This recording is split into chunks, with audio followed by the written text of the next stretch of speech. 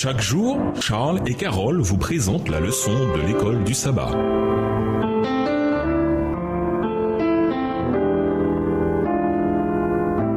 Bienvenue dans votre émission Dieu nous parle. Nous voilà à la leçon 11, Faux docteur.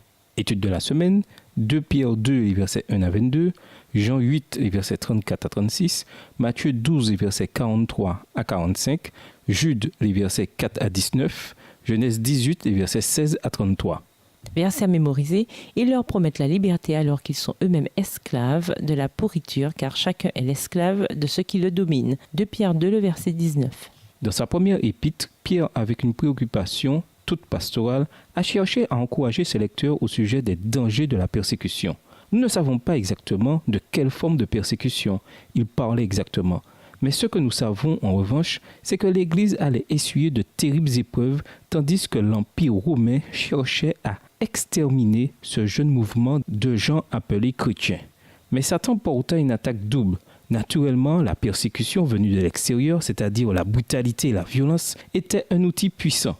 Mais l'Église se retrouva devant une autre menace, peut-être plus dangereuse encore que la persécution venue de l'extérieur, une menace venue de l'intérieur. Par le passé, la nation juive avait dû faire face à de faux prophètes.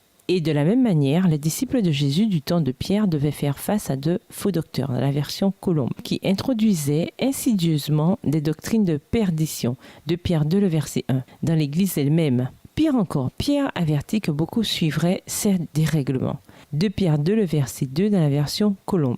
Quels étaient ces enseignements contre lesquels Pierre mettait en garde? Comment Pierre a-t-il réagi face à ces enseignements et quelles leçons peut-on retirer de ces avertissements pour nous-mêmes aujourd'hui, alors même que nous devons faire face à des menaces venues de l'intérieur? Et nous vous laissons avec cette réflexion. Le premier faux enseignant s'est manifesté dans la demeure même de nos premiers parents. C'était Satan déguisé en serpent. Il amena Ève à croire ses mensonges au sujet du caractère de Dieu et la poussa ainsi qu'Adam à manger du fruit défendu. Au revoir. Et à demain si Dieu veut. Dieu nous parle. Chaque jour, Charles et Carole vous présentent la leçon de l'école du sabbat.